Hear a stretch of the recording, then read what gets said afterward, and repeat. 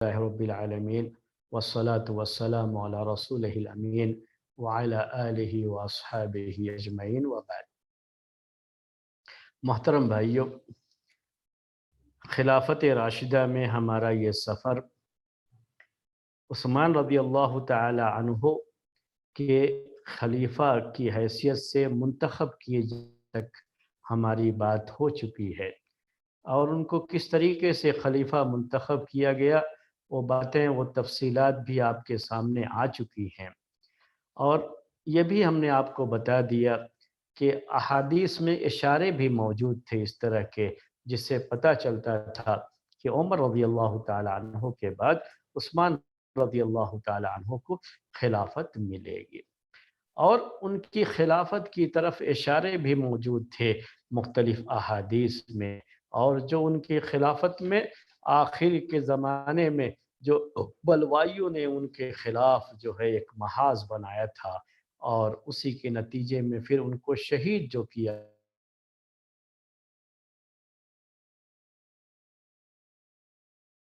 باتیں بھی آپ کے سامنے پچھلے درس میں آ چکی ہیں، اور یہ بھی ہم نے آپ کو بتایا کہ امت کا اجماع ہے، امت کا اجماع ہے، یاد رکھیے کہ عمر رضی اللہ تعالی عنہ کے بعد خلافت کا حق عثمان رضی اللہ تعالی عنہ کا تھا، کیونکہ اس دور میں جن 6 آدمیوں کو متعین کیا تھا عمر رضی اللہ تعالی عنہ نے، ان میں سے ایک وہ بھی تھے، اور ان 6 نے بہرحال باہمی اتفاق سے اور ساری جو ہے لوگوں کے مشورے سے جو مدینے میں موجود تھے، عثمان رضی اللہ تعالی عنہ کو خلیفہ منتخب کیا، اور سب نے ان کی خلافت کو تسلیم کر لیا تھا۔ اس طرح سے ان کی خلافت پر اجماع تھا، کوئی اختلاف نہیں۔ تو یہ باتیں آپ کے سامنے آ چکی تھیں۔ اب اس کے بعد ان سب کے باوجود بھی کیا ہے، شیعوں کی طرف سے، رافضہ کی طرف سے، امامیہ جو فرقہ ہے شیعوں کا، ان کی طرف سے یہ بات جو ہے خامخواہ جو ہے پھیلائی گئی، اور بعض ہماری تاریخ کی جو کتابیں ہیں، تاریخ کی ان کتابوں میں شیعوں کی یہ بعض روایتیں بھی آ گئی ہیں۔ تو ہو سکتا ہے، چونکہ اب آج کل جو ہے کتابوں کا ترجمہ بھی ہوتا ہے، ویسے تو مستشرقین جنہیں کہا جاتا ہے وہ انگلش بھی جانتے ہیں، اور عربی بھی انہوں نے سیکھی آ کر کے مصر میں، اور اس کے بعد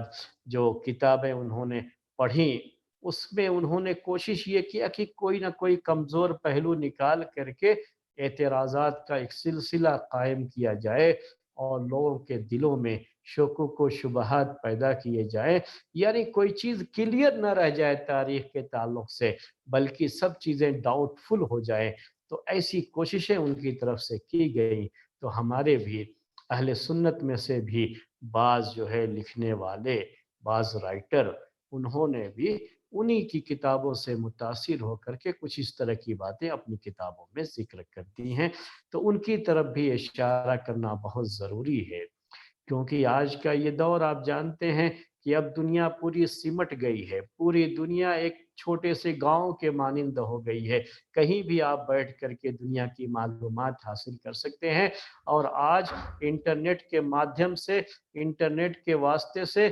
آج جو ہے ہوتا یہ ہے، اس پلیٹ فارم سے ہوتا یہ ہے کہ مختلف جو ہے مذاہب کی اور مختلف جو ہے لوگوں کی باتیں اس پہ ڈال دی جاتی ہیں، اپلوڈ کر دی جاتی ہیں، اور لوگوں کے ذہنوں تک پہنچتی ہیں۔ لوگ شاید یہ نہیں سمجھ پاتے ہیں کہ یہ بات کسی شیعی نے ذکر کیا ہے یا اہل سنت میں سے کسی نے ذکر کیا ہے۔ لوگوں کے لیے، خاص طریقے سے ہمارے نوجوان بھائیوں کے لیے، وہ پہچاننا بڑا مشکل ہو جاتا ہے۔ اسی لیے پہلے سے اگر ان چیزوں کا علم ہو تو آپ کو ایسی کوئی بھی چیز اگر آپ دیکھتے ہیں اپلوڈ ہے، تو آپ سمجھ جائیں گے کہ یہ کن کی طرف سے اپلوڈ کی گئی ہیں چیزیں۔ اسی لیے ہم یہ باتیں بھی آپ کے سامنے ذکر کرتے ہیں۔ تاریخ طبری یہ بہت مشہور کتاب ہے تاریخ کے بارے میں، تاریخ طبری آپ لوگ جو ہے سنتے رہتے ہیں، اب انگلش وغیرہ میں بھی یہ چیزیں کافی نقل کی جاتی رہتی ہیں، تو آپ پڑھتے رہتے ہیں۔ تاریخ طبری میں امام طبری رحمۃ اللہ علیہ کا جو میتھڈ ہے وہ میں آپ کے سامنے پیش کر دوں۔ پہلے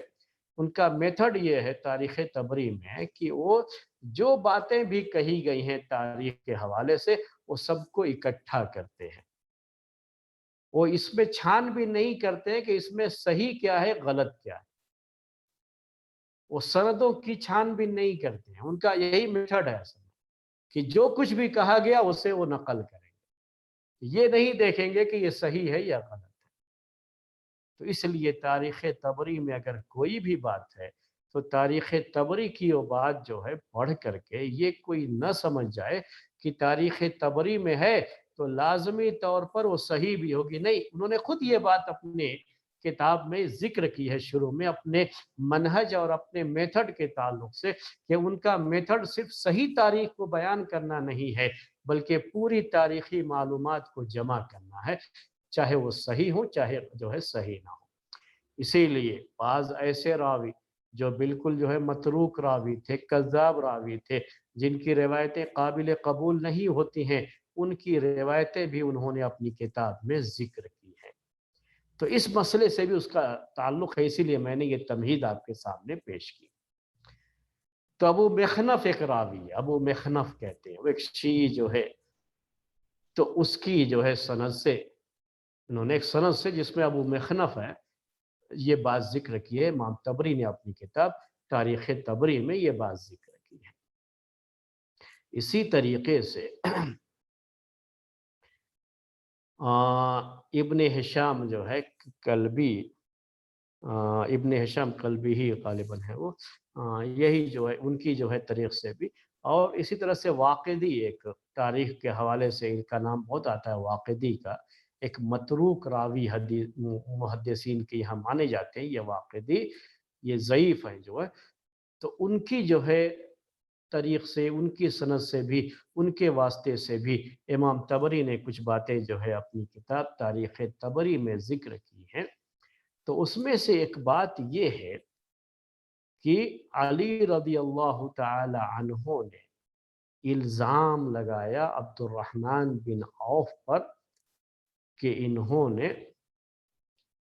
اس عثمان رضی اللہ تعالی عنہ کو خلیفہ چننے میں انہوں نے رشتہ داری کا خیال کیا ہے، رشتہ داری کا خیال کیا، اور یہ بھی جو ہے ذکر کی ہے، بعض روایتوں میں یہ ہے کہ علی رضی اللہ تعالی عنہ کہتے ہیں ان سے کہ خدعتنی، تم نے مجھے دھوکہ دیا اور تم نے انتخاب کیا ہے عثمان کا صرف رشتہ داری کی وجہ سے۔ اب یہ رشتہ داری کیسی تھی؟ اب یہ جب رشتہ داری کی بات آئی تو اب جو تلاش نہ کریں گے آپ کی رشتہ داری کیسی ہے، حقیقت تو یہ ہے کہ عبد الرحمن بن عوف رضی اللہ تعالی عنہ کا عثمان رضی اللہ تعالی عنہ سے کہیں قریب کا کوئی رشتہ نہیں تھا، نسب کے لحاظ سے، نسب کے لحاظ سے کوئی رشتہ داری تو تھی نہیں، قریب پاس کی کوئی رشتہ داری نہیں۔ تو عثمان رضی اللہ تعالی عنہ یہ بنو امیہ میں سے ہے، اور عبد الرحمن بن عوف یہ بنو زہرہ میں سے ہے، بنو زہرہ ان کو یہ اصل میں قریش جو ہے قبیلہ یہ بڑا سا قبیلہ تھا، جیسے علی رضی اللہ تعالی عنہ یہ بنو ہاشم میں سے ہے، اور ہمارے پیارے نبی صلی اللہ علیہ وسلم بھی بنو ہاشم میں سے ہے، تو پھر جو ہے قریش میں سے ہی سب لوگ ہیں یہ، اور یہ 6 آدمی پورے کے پورے قریشی کے تھے، کیونکہ قریش کا آدمی ہی خلیفہ بن سکتا تھا۔ یہ تو ابوبکر رضی اللہ تعالیٰ عنہ کے خلیفہ منتخب کیے جانے کے وقت میں ہی یہ بات آ گئی تھی صحابہ کے درمیان کہ اللہ کے رسول صلی اللہ علیہ وسلم نے کہا کہ میرے بعد جو خلیفہ ہوں گے وہ قریش کے لوگ ہی ہوں گے، تو یہ سب کے سب قریش کے لوگ ہی تھے۔ عمر رضی اللہ عنہ بھی قریش کے لوگ تھے، یہ 6 آدمی بھی تھے، لیکن قریش یہ اصل میں بڑا قبیلہ ہے، پھر اس کی الگ الگ برانچز ہیں، ان برانچز میں سے جب آپ دیکھیں گے تو عبد الرحمن بن عوف ان کا جو قبیلہ تھا نا یہ جو ہے بنو زہرہ ہے، اور عثمان رضی اللہ تعالیٰ عنہ یہ بنو امیہ میں سے ہیں، اور علی رضی اللہ تعالیٰ عنہ یہ بنو ہاشم میں سے ہیں۔ اور یہ بھی اپنی جگہ پر حقیقت ہے کہ بنو زہرہ کا تعلق بنو ہاشم سے زیادہ تھا بنو امیہ کے مقابلے میں، تو یہ کہاں سے بھائی رشتہ داری کی بات؟ مسئلہ یہ آ جاتا ہے کہ کہاں سے رشتہ داری کا مسئلہ یہ ہو سکتا ہے کہ بنو زہرا تو یہ بنو ہاشم سے زیادہ قریب ہے اور یہ بنو امیہ سے زیادہ قریب نہیں ہے۔ کیوں ایسا تھا کہ بنو ہاشم سے قریب تھے؟ کیونکہ بنو زہرا ہی میں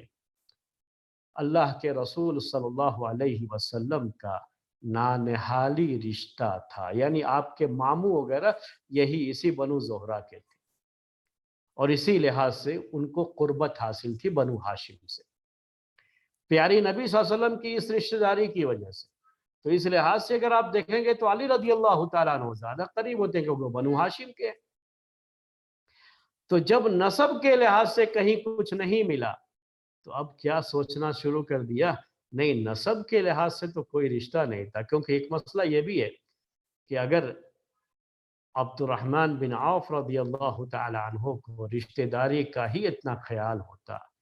تو خود کیوں یہ اپنے آپ کو الگ کر لیتے؟ خلافت سے انہوں نے اپنے آپ کو الگ کیوں کر لیا؟ اگر ان کے دل میں دنیا کا تھوڑا بھی لالچ ہوتا تو کیا کرتے؟ یہ خود اپنے آپ کو خلیفہ بننے کے لیے، ان کو بھی تو امیدوار تھے، 6 میں سے ایک وہ بھی تھے،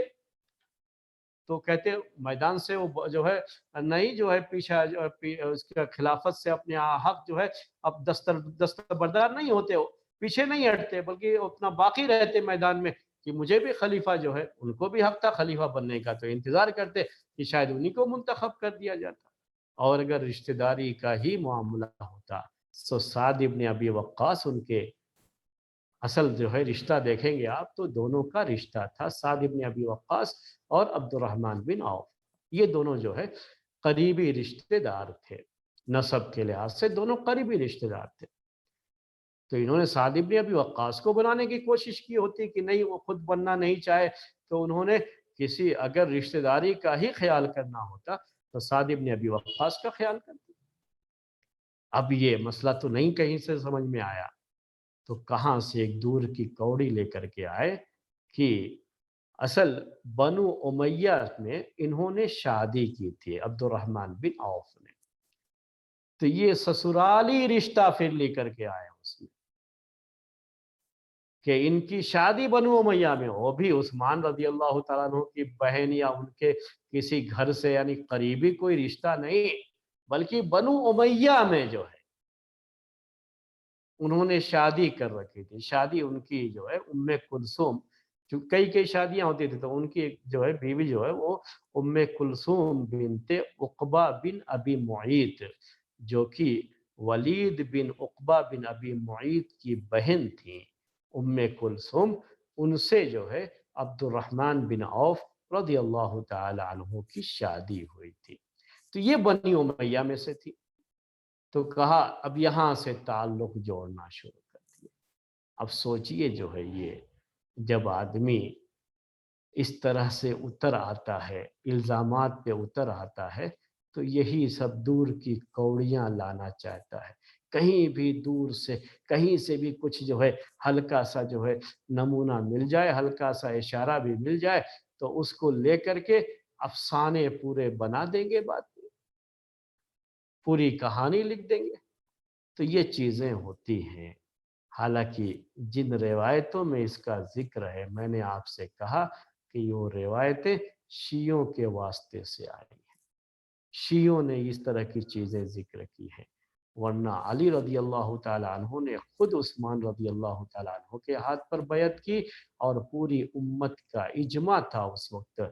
کسی نے بھی کوئی ایسی آواز نہیں اٹھائی۔ یہ بعد میں ان لوگوں کی طرف سے اس طرح کی چیزیں اٹھا کر کے کیا کر دیا، اس کی جو ہے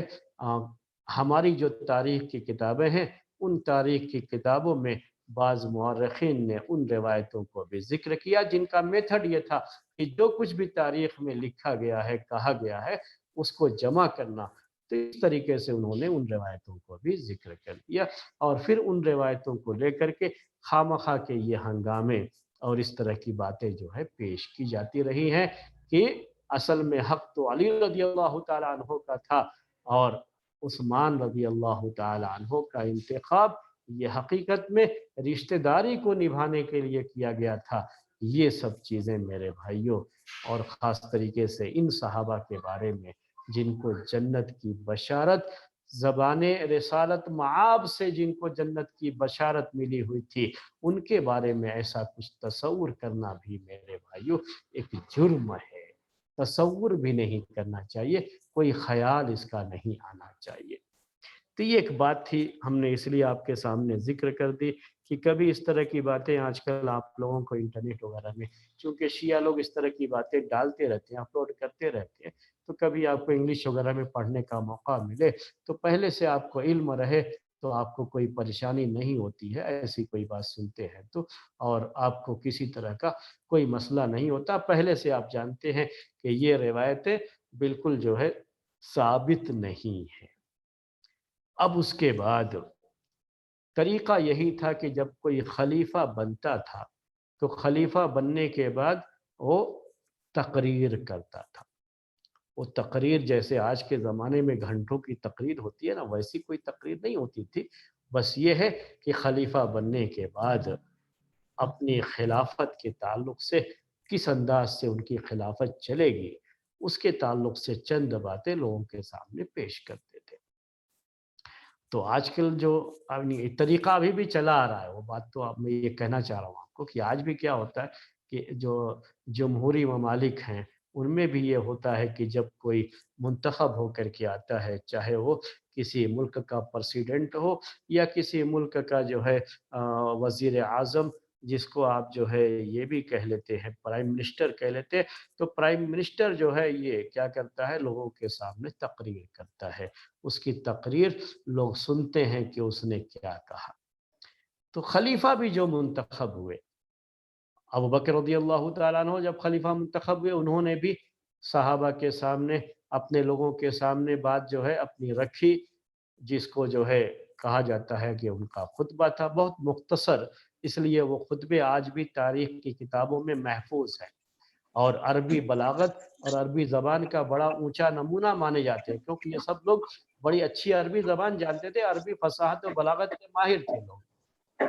رضی اللہ تعالیٰ عنہ بھی جب خلیفہ بنے تو انہوں نے بھی یہ بات اپنی لوگوں کے سامنے رکھی۔ ایسے ہی عثمان رضی اللہ تعالیٰ عنہ اب خلیفہ منتخب ہو چکے، تو انہوں نے کیا تقریر کی تھی، وہ تقریر بھی تاریخ کی کتابوں میں محفوظ ہے، وہ آج آپ کے سامنے ہم پیش کریں گے، جس سے عثمان رضی اللہ تعالیٰ عنہ کا اپنی خلافت میں ان کا کیا میتھڈ، کیا طریقہ اور کیا منہج رہا ہے، وہ چیز آپ کے سامنے واضح ہوگی۔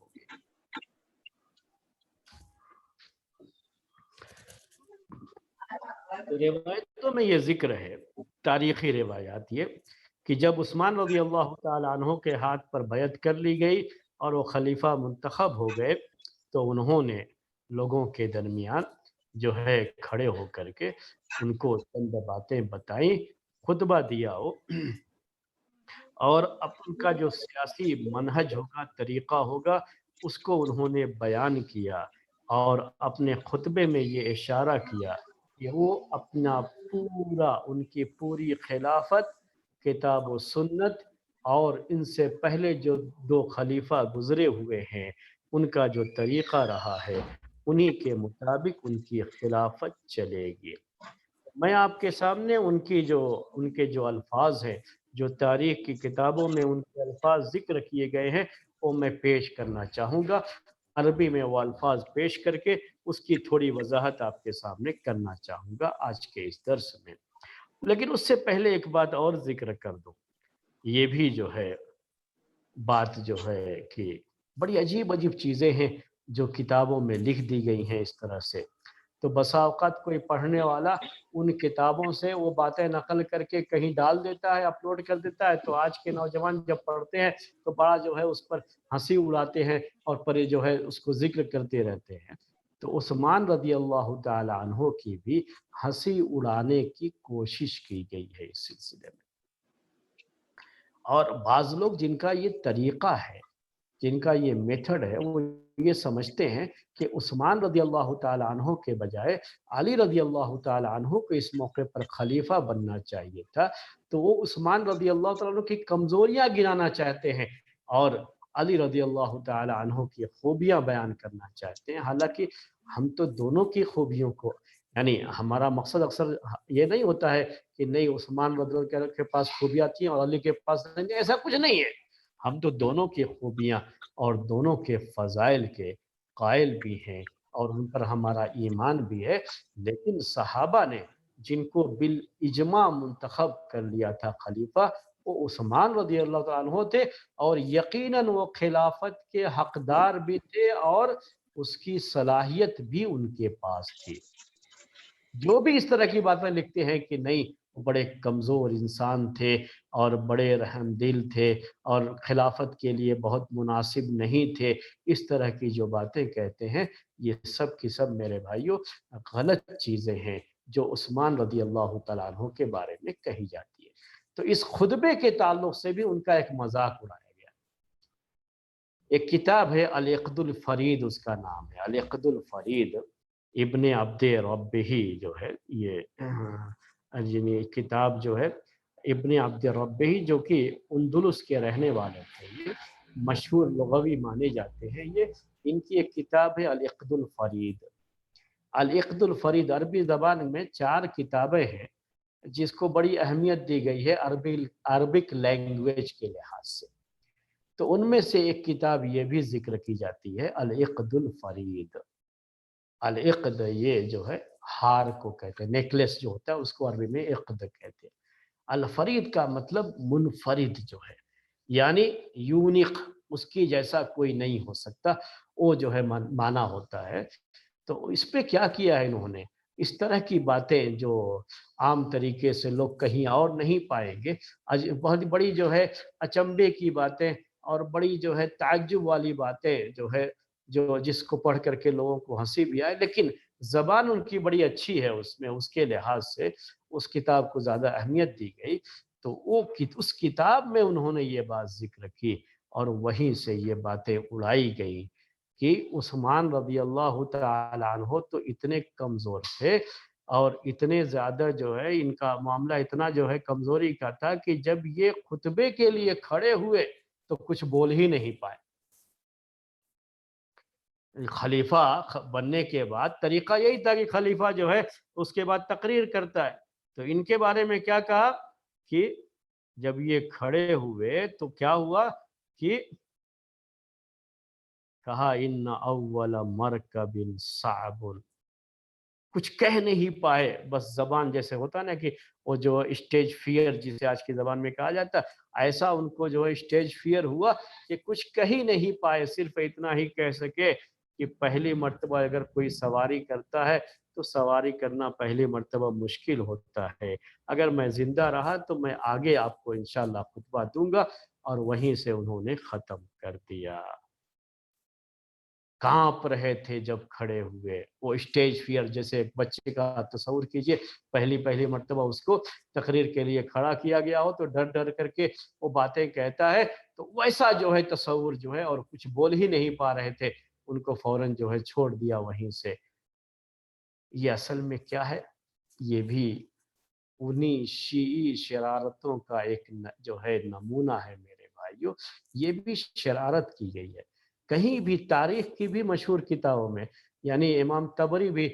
جن کے بارے میں نے ذکر کیا کہ وہ تو ہر طرح کی روایتیں ذکر کرتے ہیں، ان میں بھی کہیں یہ اس طرح کی بات نہیں ہے، لیکن یہ کتاب کہاں ہے؟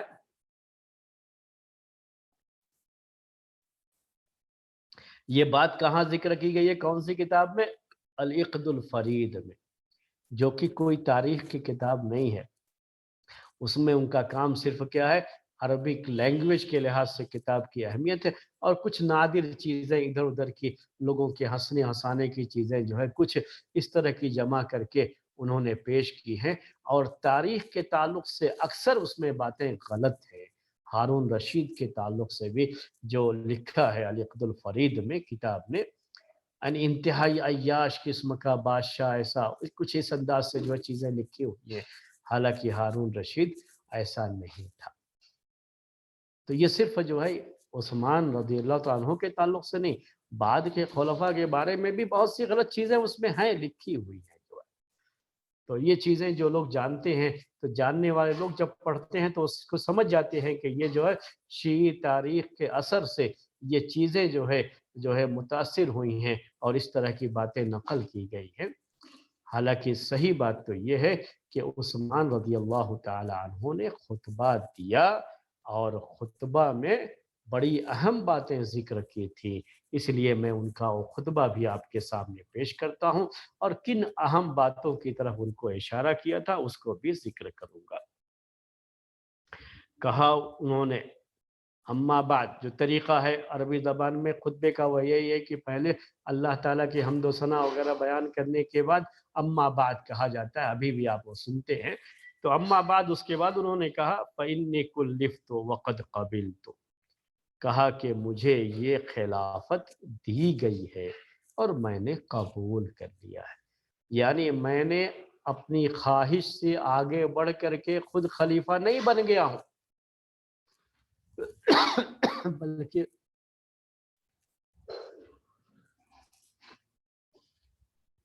بلکہ مجھے خلافت کی یہ ذمہ داری دی گئی ہے، اور چونکہ میرے حوالے کی گئی، مجھے دی گئی، تو میں نے اسے قبول کر لیا۔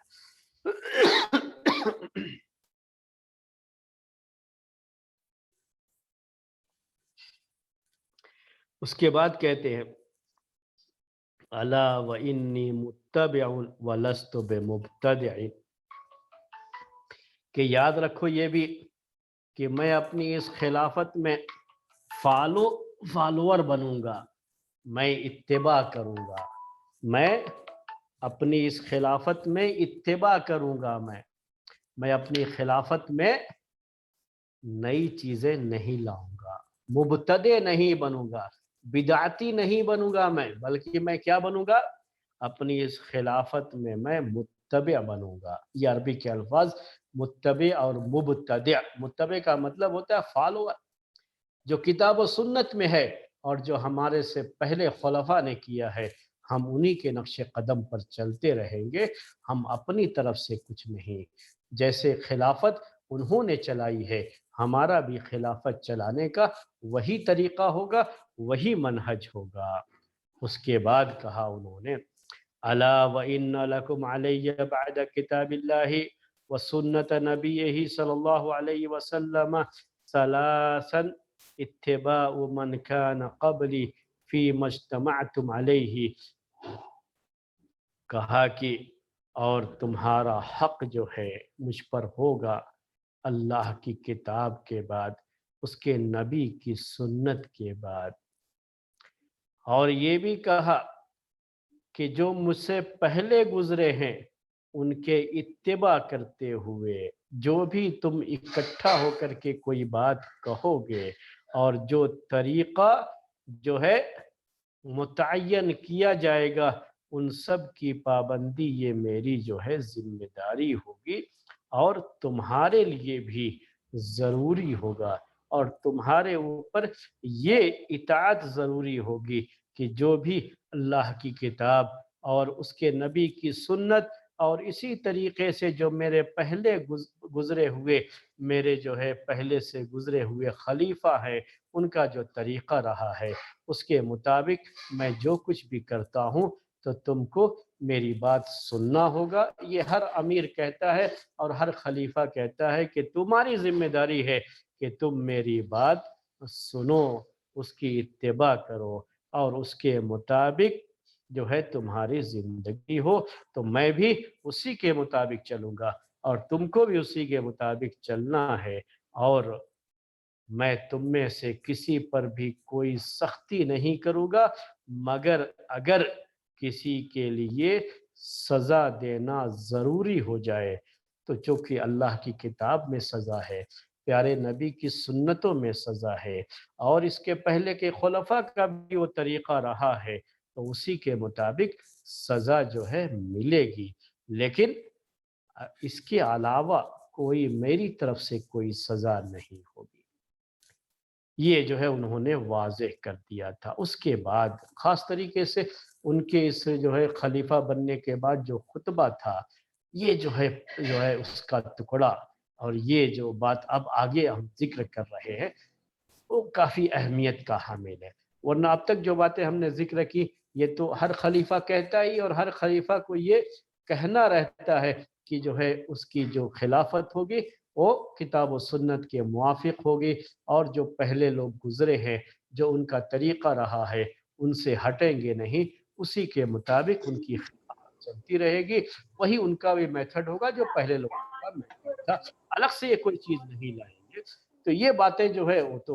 ہر مسلمان کو کرنی ہے، اور ہر مسلمان کو ایسے ہی رہنا ہے، اور اسی لحاظ سے عثمان رضی اللہ تعالیٰ عنہ نے بھی اس کا اعادہ کیا، اس کا ذکر کیا۔ اس کے بعد کہتے ہیں وَإِنَّ الدُّنْيَا خَاضِرَةٌ وَقَدْ شَهِيَتْ إِلَى النَّاسِ وَمَالَ إِلَيْهَا كَثِيرٌ مِّنْهُمْ۔ کہا کہ دنیا یہ ہری بھری چیز ہے، یہ دنیا کیا ہے؟ ہری بھری چیز ہے، یہ ایک ہریالی ہے، اور انسان کا نفس اس کی طرف مائل ہوتا ہے، جیسے جانور جو ہے ہری بھری گھاس دیکھ کر کے چرنے کے لیے آگے بڑھ جاتے ہیں، ویسے ہی یہ دنیا انسانوں کے دلوں میں بھی اپنی خواہش کو جگاتی ہے۔ یہ دنیا بڑی اہم نصیحت ہے، اور بہت اہم اس میں نفس کا تزکیہ ہے، نفس کا تزکیہ۔ کیا کہتے ہیں؟ وَإِنَّ الدُّنْيَا خَضِرَةٌ وَقَدْ شَهِيَتْ إِلَى النَّاسِ، اور یہ دنیا لوگوں کی طرف کھینچ کر کے آتی ہے، تو اس دنیا کی طرف بہت سے لوگ مائل ہو جاتے ہیں، جھک جاتے ہیں، دنیا کی طرف چلے جاتے ہیں، اور دنیا کی محبت ان کے دل میں۔ کہا عثمان رضی اللہ عنہ نے، آپ کیا کہا؟ فَلَا تَرْكَنُوا إِلَى الدُّنْيَا فَلَا تَرْكَنُوا إِلَى الدُّنْيَا، تم دنیا کی طرف ہرگز ہرگز مائل مت ہونا، دنیا سے دل مت لگانا، دنیا کی طرف مائل مت ہونا، وَلَا تَثِقُوا بِهَا، اور دنیا پر اعتماد مت کر لینا۔ دنیا یہ آتی ہے بڑے اچھے انداز میں، دنیا کو مزین کیا گیا ہے جس سے انسانوں کا دل اس کی طرف مائل ہوتا ہے، لیکن یہ اس کی آزمائش ہوتی ہے، اور انسان کو چاہیے کہ وہ دنیا کی طرف مائل نہ ہو۔ آج علماء بھی جب دنیا کے پجاری بن گئے تو اسی وجہ سے ان کے اندر بھی بڑی خرابیاں پیدا ہو گئی۔ دنیا والوں، دنیا پر جو ہے اعتماد مت کرنا، یہ عثمان رضی اللہ تعالیٰ عنہ کی نصیحت تھی میرے بھائیو، بڑی اہم نصیحت تھی۔ فَإِنَّهَا لَيْسَتْ بِثِقَةٍ، یہ دنیا اعتماد کے قابل نہیں ہے،